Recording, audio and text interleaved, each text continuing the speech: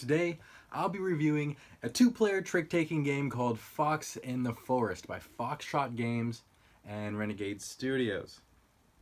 Renegade Game Studios.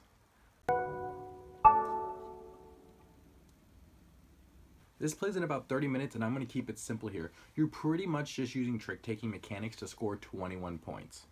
The learning curve for this game is pretty much in the middle for me. It's not hard to learn, but definitely takes a couple tries and a few rounds to really get it down.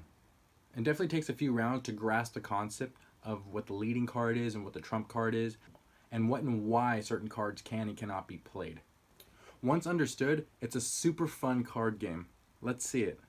So the Fox in the Forest actually comes with different types of coins. Comes with scoring tokens, 3 different suits, some having special abilities, some just being numbers, and 2 scoring reference cards. To set the game up, you're going to shuffle the deck and give both players 13 cards. Put the rest aside and draw 1. This is your trump card, okay? This trump card is going to be 8 of moons. So how the game plays is you're going to look at your cards and they're going to look at their cards, and you want to play multiple ways depending on what you want to play. So why don't I go ahead and show you how the scoring works. Now with scoring, you're going to be playing this game and making tricks, okay? And depending on how many tricks you make is dependent on your score. So you know your sweet spots are between 0 and 3 tricks and 7 and 9 tricks. 6 tricks will give you some good points. 5 tricks, yeah, why not? And 4 tricks, 1. Don't go over though.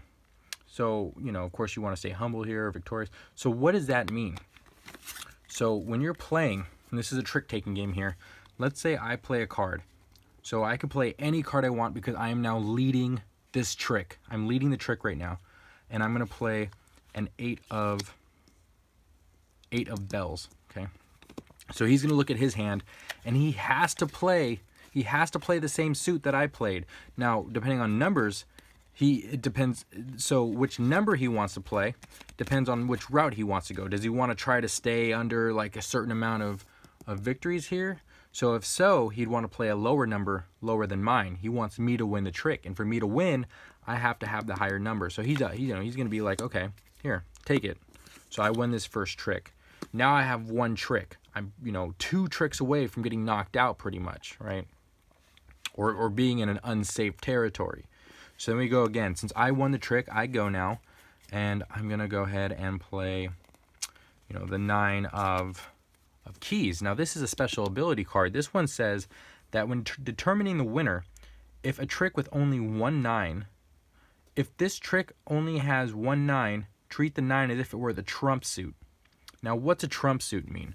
Let's say we play, right, and let's say he didn't have these keys, okay?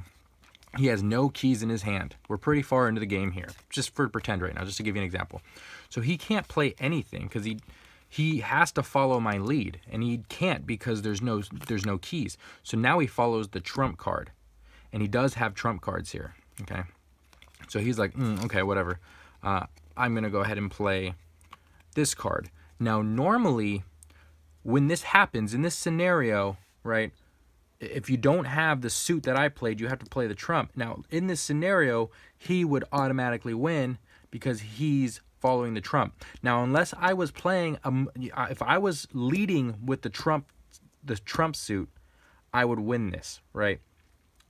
But because I have keys, he didn't have keys, he played the trump suit, now he's winning. But here's the catch right here. My ability says that if I'm the only 9, treat the 9 as if it were the trump suit.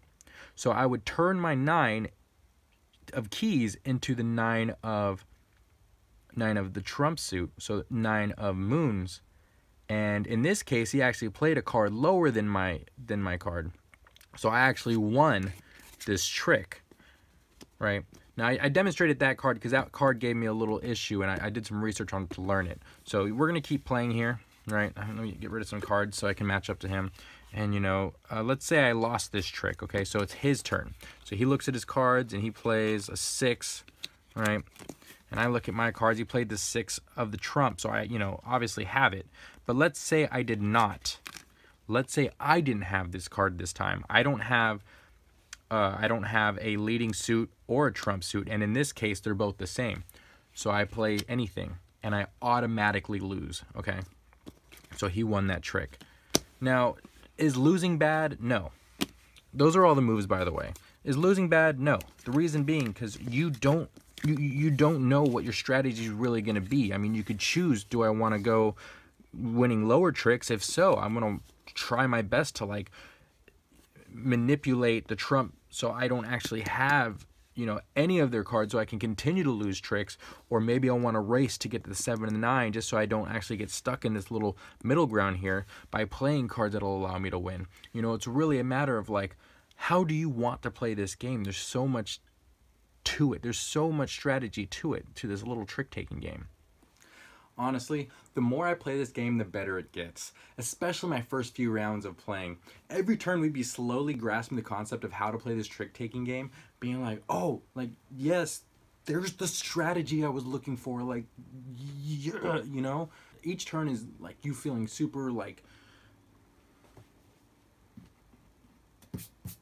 each turn you're like super proud of yourself, really getting down like how the game plays, but then you're realizing how long it's going to take to actually master the technicalities of the strategy. And am I going to stay below 3 tricks, or am I going to have to race my way to 7 tricks, and how do I maintain that little bubble of 7 and 9 and not go over? It's really neat.